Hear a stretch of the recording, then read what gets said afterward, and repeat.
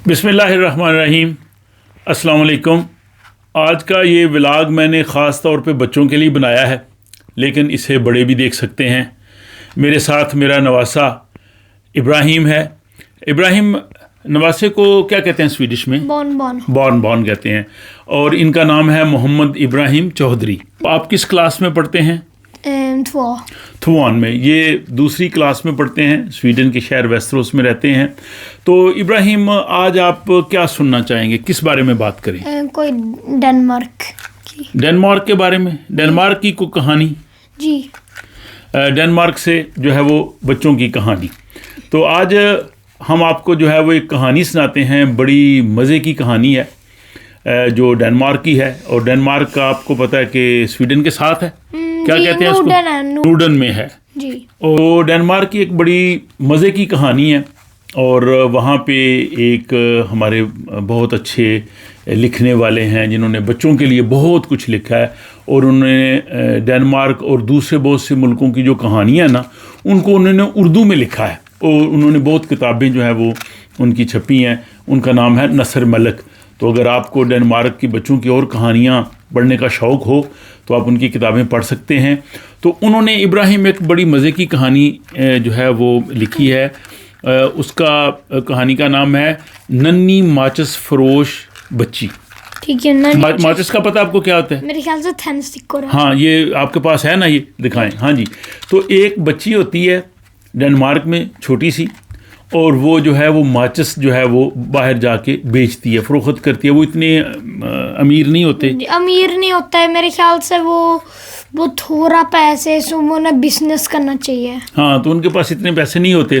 तो बच्ची जो है वो घर से निकलती है, ये जो माचिस है इसको बेचने के लिए। वो साल का आखिरी जो है वो दिन होता है, यानी दिसंबर का आखिरी दिन।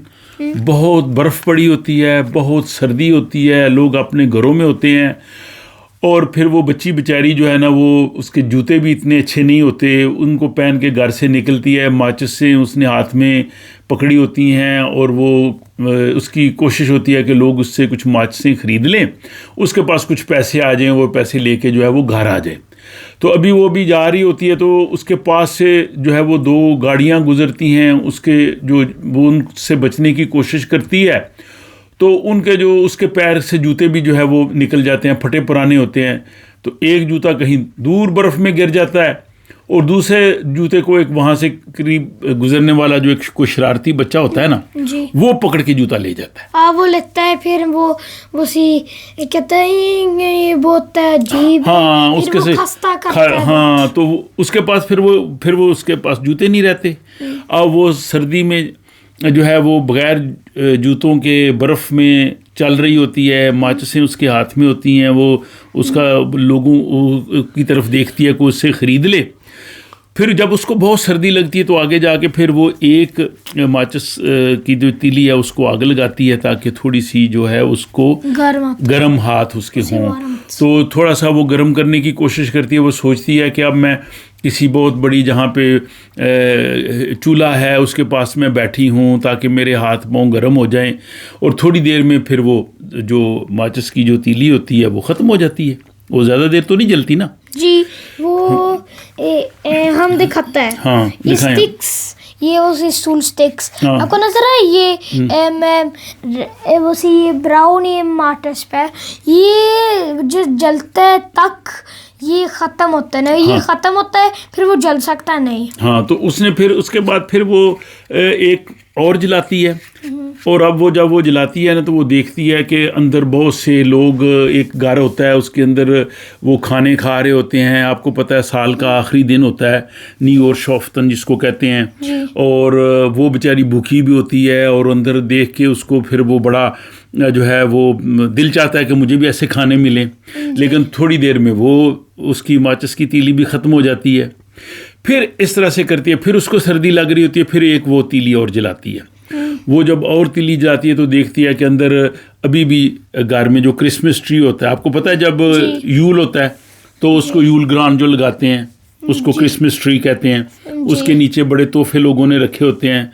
उस सब को वो देखती है और इतनी देर में वो तीली भी ख़त्म हो जाती है। अब वो वहाँ पे अब खड़ी होती है, उसको शदीद सर्दी लग रही होती है, उसके पाँव में जूते भी नहीं होते और हाथ जो हैं उसके सारे सर्दी से जो है वो उनमें दर्द होना भी शुरू हो जाती है। फिर वो आसमान की तरफ देखती है तो एक वहाँ से एक तारा जो है वो टूटता है आसमान के ऊपर। आपको पता है वो तारा गिरता है, वो सी नीचे उसी खाना के नीचे जाता है। वो फिर मतलब क्या करता है, फिर वो ट्रू खांशे इंते नहीं होता है। तो इतनी देर में वो उसकी नानी अम्मा नजर आती है, तो उसको कहती है नानो। वो भाग के नानो के पास जाती है, नानो को कहती है नानो मुझे बहुत सर्दी लग रही है, मेरे लिए यहाँ मुश्किल है।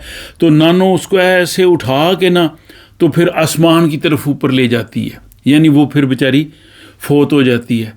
तो सुबह जब लोग अगले दिन देखते हैं तो वहाँ पे एक बच्ची होती है बड़ी प्यारी, वो हाथ में उसके माचिसें होती हैं और वो माचिसें लेके एक जो है वो घर की दीवार के साथ ऐसे लगी बैठी होती है और लोग कहते हैं कितनी प्यारी बच्ची है, इसके देखो इसके हाथ में माचिसें हैं, लेकिन वो जो है वो एक फौत हो गई होती है बच्ची। तो बच्ची की इसमें है कि कोशिश बेचारी कर रही होती है कि आखिर वक्त तक उसकी माचिसें बिक जाएं, कुछ वो पैसे लेके घर चली जाए ताकि वो कुछ चीज़ें ख़रीद सके। तो ये जो कहानी है ये डेनमार्क की कहानी है, ये दांस्का में है, डैनिश ज़ुबान में है, लेकिन इसका उर्दू तर्जमा जैसे मैंने कहा कि वहाँ पे नसर मलिक साहब हैं जो बाकी भी उन्होंने बहुत कुछ लिखा है, लेकिन बच्चों के लिए उन्होंने बहुत कुछ लिखा है। तो इससे मैंने आपको सुनाई। अब बताइए इब्राहिम, आपको ये कहानी कैसी लगी है? अच्छा लगा है, थोड़ा सोफोसी है, सोरीली लगा है। अफसोस हुआ आपको? जी अफसोस हुआ था। हाथ नीचे कर क्या लग रहा है उसे, ये थोड़ा सा पैलेस्टाइन की तरह लग रहा था ना, आपने इस तरह बात किया था, यानी फ़लस्तीन की तरह आपको लगा? पैलेस्टीन की तरह। वो कैसे?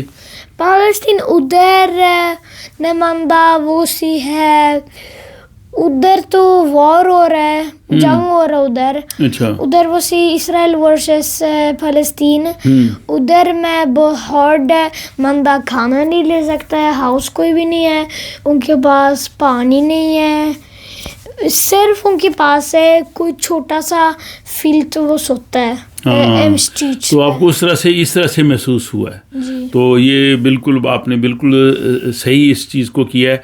तो आज की जो कहानी है, जब भी मैं बाहर जाता हूँ तो बहुत से मुझे बच्चे मिलते हैं, वो कहते हैं जी कि हम आपके जो है वो वीडियोस देखते हैं। तो चूँकि बच्चों के लिए ज़्यादा वीडियो नहीं होती थी तो मैंने सोचा कि अब बच्चों के लिए वीडियो मैं ज़्यादा बनाऊँ ताकि बच्चे जो हैं वो उसे देखें। तो आज की जो कहानी है इसके बारे में भी आप बताएं आपको कैसी लगी है। आप अपने माँ बाप को कह सकते हैं, वो उसमें लिख सकते हैं कमेंट्स में कि आपको किस तरह की कहानी लगी है। बच्चों से मैं कहूँगा ज़रूर इसे सुने। अगली हम बात करेंगे, आपने पूछा था इसके रमज़ान के बारे में जी, कि हम रोज़े क्यों रखते हैं। जी मैंने पूछा था, फिर हम स्वीडन की भी बात कर सकते हैं। हाँ बिल्कुल, हम स्वीडन की जो हिस्टोरिया है, स्वीडन की हिस्ट्री जो है, इस पे भी हम बात कर सकते हैं। जी है, हाँ मैं सर्च कर सकते हैं, सो हम देखते हैं। तो ठीक है जी, अगले व्लॉग तक हमें इजाज़त दीजिए और अपना ख्याल रखिएगा। तो हमारी तरफ से आपको अल्लाह हाफिज़। आप भी अल्लाह हाफिज़ कह दें। अल्लाह हाफिज़।